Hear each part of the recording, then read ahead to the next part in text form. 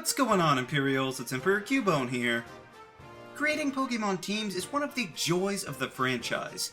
It's like some kind of complex puzzle, where once you find the answer, you get hours of satisfying gameplay. I've already outlined which teams I would choose in each of the regions to date, but say for whatever reason those weren't available. Now what?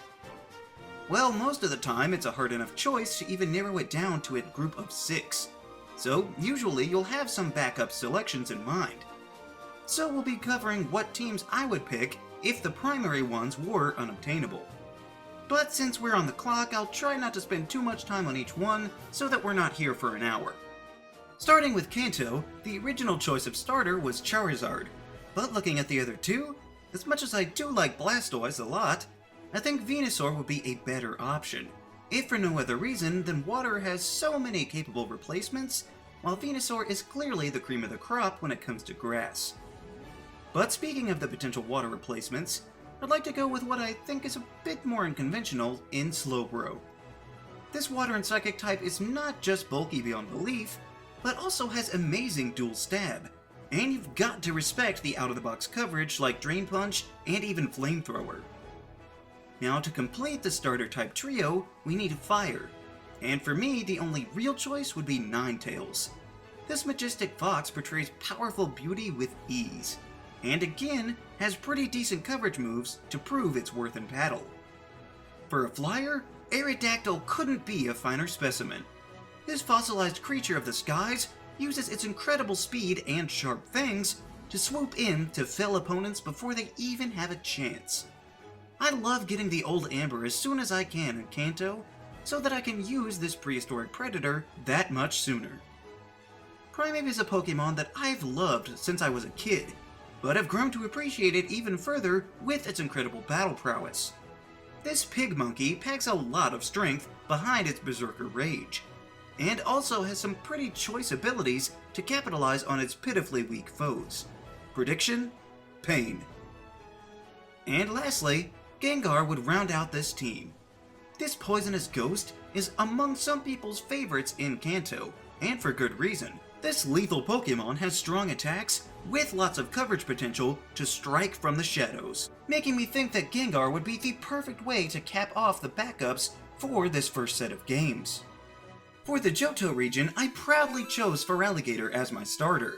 However, if I had to pick a different one, it's not even really a choice, since Typhlosion is leagues above Meganium, most especially in terms of combat within the games, meaning the only pure fire-type starter is a solid foundation on which to build a new team. Last time in the Johto region, it pained me to leave off Umbreon because of its dark typing, since it really is one of my all-time favorite Pokemon out there, and my favorite evolution for sure. But this creature of the night is famous for its ability to survive unholy amounts of time, allowing me plenty of leeway in battle. And so, to fill in the strong bug spot from Heracross, we'll bring in Scizor. Being Bug and Steel leaves only one weakness on this sleek slicing machine, and lets it hit with great dual stab and some surprising coverage to boot. But that's not the only Steel type, because Steelix will also be joining the squad.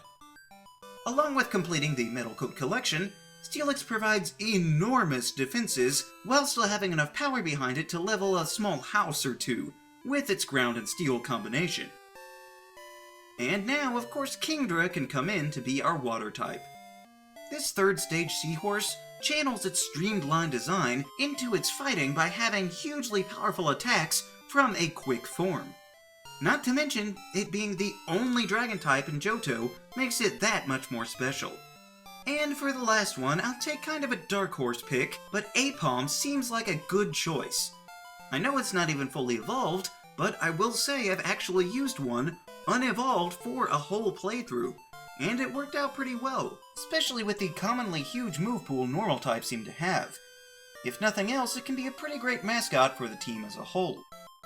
So in Hoenn on my ideal team, I picked all of the starters, which in other regions might be a problem, but not for here, because each one of them has fantastic options for replacements. For grass, I'd pick Tropius, since this giant flying tree dinosaur is just amazing. And no, I don't really care about its weaknesses, because it's still great at what it does. Just don't put it in situations that it's not meant to handle, like you would for any Pokemon, and it'll be fine. Next, for fire, we find Torkoal, who has a very similar body shape, but also has the highest defense of any fire type outside of a primal reversion. I've used Torkoal on a number of occasions, and sure, it might be slow, but it's literally a tortoise. Just slap some coverage moves on there and you'll be able to weather the onslaught and fire right back. And of course we need water, and while there are plenty of good choices, with the region itself being half water, I'd like to go with Crawdaunt. This cruel crustacean rules the ocean with an iron claw, and can easily wield its physical moves with great dual stab with the addition of the dark type upon evolving. Since I went with my favorite, Flygon, last time, Salamence easily flies into the next team. As a powerful dragon, Salamence can handle just about everything, even if the level gap is a bit high, but I'm always sure to let it learn Fly upon evolution, so that it can fulfill its lifelong dream. Now for a Pokemon that could probably one-shot him, Glalie. This Ice-type ball is one of my favorites, and can hold up surprisingly well. I feel like many people overlook this Pokemon in favor of its branched evolution, but Glalie can ably hold its own in comparison. And lastly, we come to the elegant Gardevoir. This strong psychic type may be rare, but it certainly pays off for those willing to put in the effort to find it. And it only got better with the fairy typing added, making this Pokemon a terror to face on the special side, serving up all sorts of strong moves, and giving the team a pretty great diverse makeup overall. Since last time in Sinnoh I opted for Electivire on the team, I will gleefully make Luxray the star player in this region.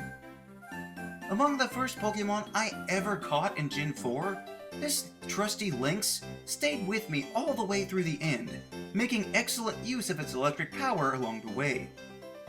Next is Floatzel, who would have fared much better had it not been in the shadow of my favorite Pokemon of all time.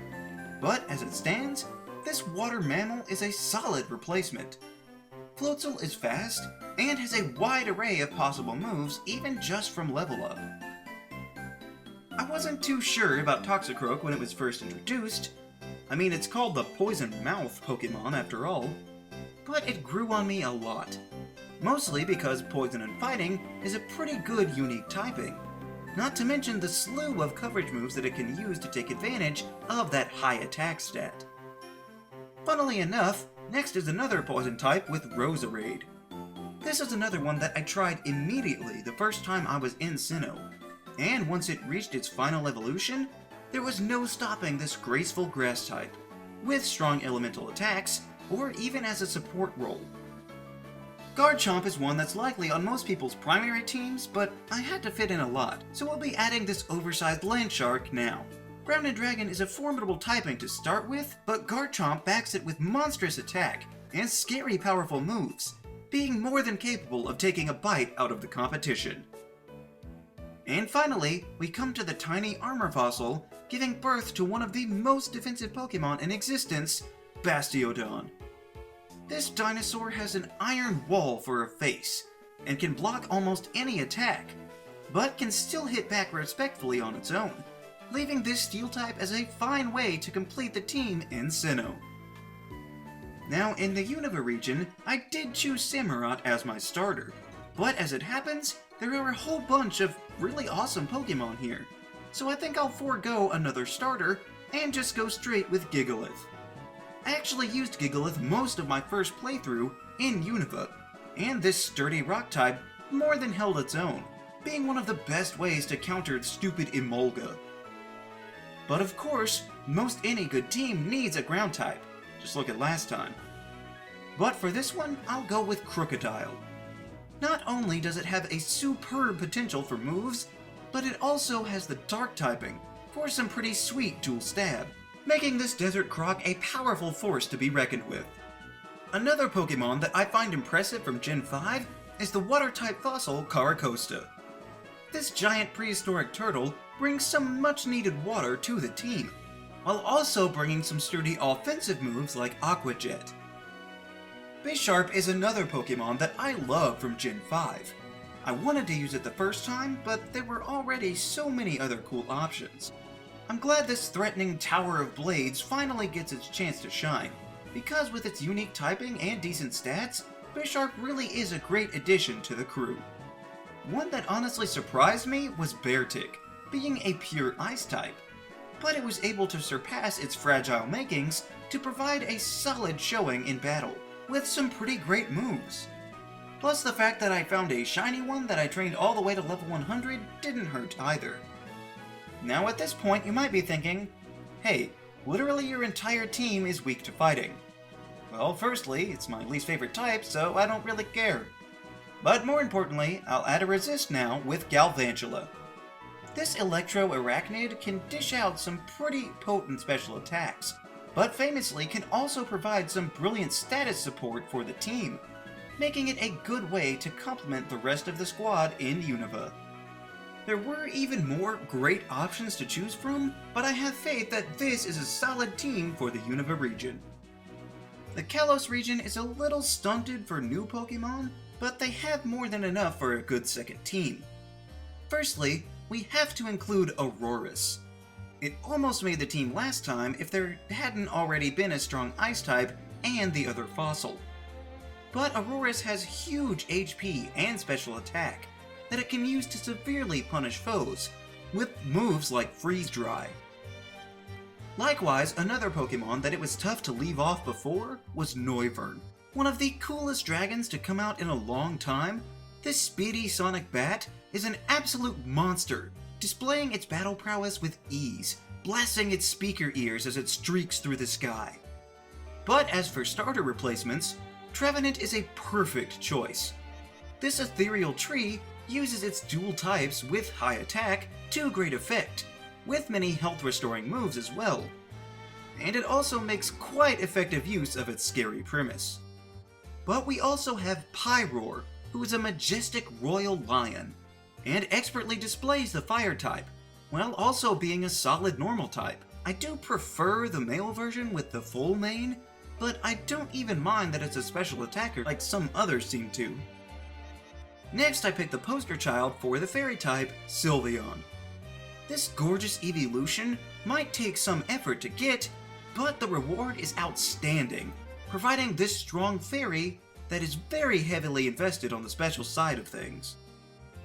And again, it might be a bit strange, but Inkay will be my last choice. Not Malamar. I want the base stage of this Pokemon, because it is absolutely adorable. But I also really like the Psychic and Dark typing, and it can also have the coveted Contrary ability to turn stat drops into gains, making it a fine specimen to have as the last entry in the Kalos team. And in the Alola region, we finally come to another starter in Primarina. This mermaid seal certainly makes a splash with its signature move, which spills over into its special attack. Not to mention being the first fairy-type starter brings a certain excitement to this vocal Pokemon. Now surprisingly, I didn't have room last time for Alola Marowak, but that should just tell you the standard of quality they introduced in Gen 7. But this regional variant evolution of Cubone, being a strong fire type, is most welcome for building out the team. And the ghost typing doesn't hurt either, with the new signature move Shadow Bone included. Next is Araquanid, and even though I already have a water type, it doesn't matter, because this colossal water spider is its own beast altogether, having greater physical attack and also completely different moves, like Lunge or the newly buffed Bug Bite. There is no doubt that Mudsdale is a massively brawny Pokemon. Not only does this noble steed have immense power and weight, but it also has one of the best abilities in the game with stamina, getting more defense with each blow that it takes. Mudsdale is a brilliant Pokemon for any region, but luckily we get to put it here in Alola. On the opposite end we have Minior, who despite being so small, is incredibly dense, making it tough, with another great ability in Shields Down, which can also let it transition into a much faster and stronger attacker. You can even pick which color you'd like best for this rock-flying type. The only problem is trying to catch it before it blows itself up. And even though I used all of this team and an Alolan Raichu, just as I had outlined in another video, I'm going to change my final answer. Alolan Muck is one seriously awesome Pokemon. It's another that has the good fortune of its type combination, giving it only one weakness. So as bulky as Muck is, you won't have trouble sticking around. But don't be fooled by its multicolored exterior. This pile of sludge is a threat not to be underestimated, and can beautifully round out this Alola team. So, those are my backup teams for each of the generations to date. What Pokemon are your second tier favorites? Let me know down in the comments. Also be sure to leave a like, share this video, and subscribe so that you too can become an Imperial today. And we'll see you around next time!